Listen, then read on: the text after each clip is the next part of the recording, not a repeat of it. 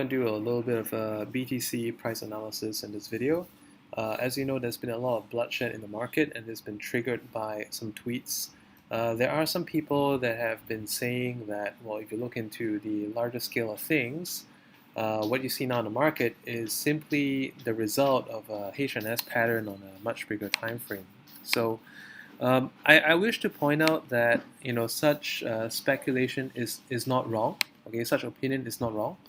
And if you're talking about H&S, we're talking about like this is being the left shoulder, the top being the head, and this being the right shoulder, and basically being the trigger to the H&S pattern. Okay, so it's not wrong to say that, but the thing is that it's all very relative in nature because, like as we have seen in even like more recent price action, whether it's a 15-minute chart.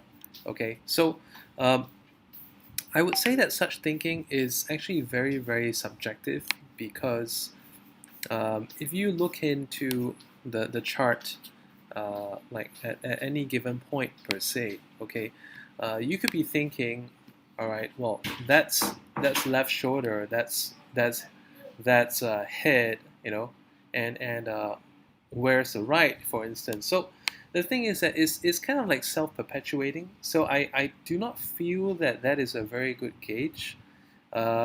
It's more like a curve fitting to say that, oh, it's something that the market has been leading up to, because we all know that Bitcoin has just been going up and up and up and up and basically been defying gravity, so to speak. Okay, so what's really happening now is more like to put things in perspective, there's a limited circulation of Bitcoin in the whole marketplace.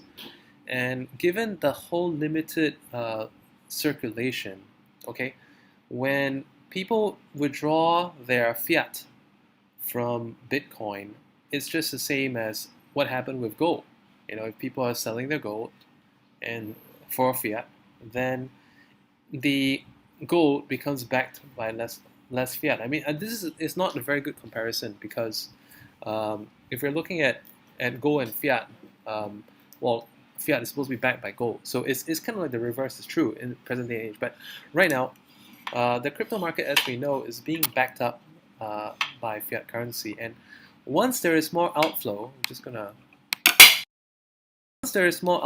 okay, basically this is coin market cap, and we were looking continuously looking at the whole market capitalization. Obviously, we know that a lot has dropped. Okay, so how can we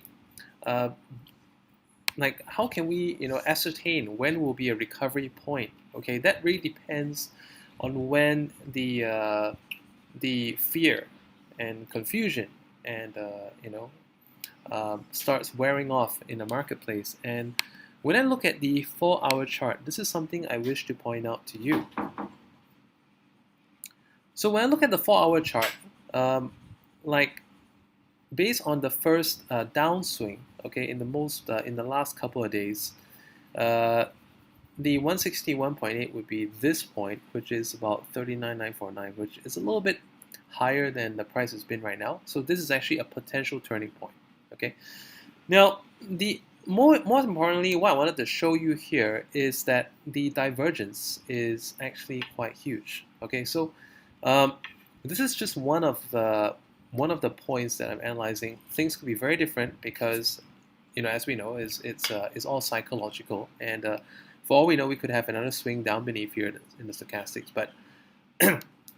But we see a divergence in terms of this has been going down and down and down, but notice that the lows in the stochastics has been higher and higher, and this all converges at this point, which is about approximately 2 days from now. 2 days from now, and that will be a point where, well, possibly until then, we may see double bottom, we may see triple bottom, we don't know, but that's when we actually possibly expect a very decided move towards, I would say, we're looking at the 50,000 region. Okay, now notice that if I go down to a 2-hour, it will be a little bit different. In the 2-hour as well, notice that there's also like some amount of divergence that's going on here. I'm just going to delete these two lines. So what I'm looking at in specific is, let's change that to here. We're about to have a cross up, okay? And again, we're seeing like higher lows on the stochastics. And this is very, very significant for price reversal. So if I were to, again, try to dissect it and find a point, it would be somewhere around this area. Okay, again, we're looking at around 2 days from now. Now, we'll go down to 1 hour chart.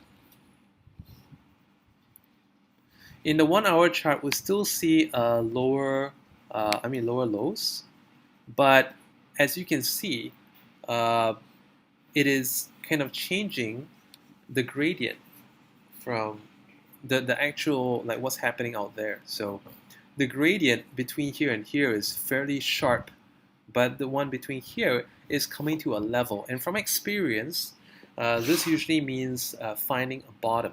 Okay. I also wish to point out that the RSI is also showing like inflection and not actually any absolute value at this point. So all this actually points at a potential recovery within 2 days from now.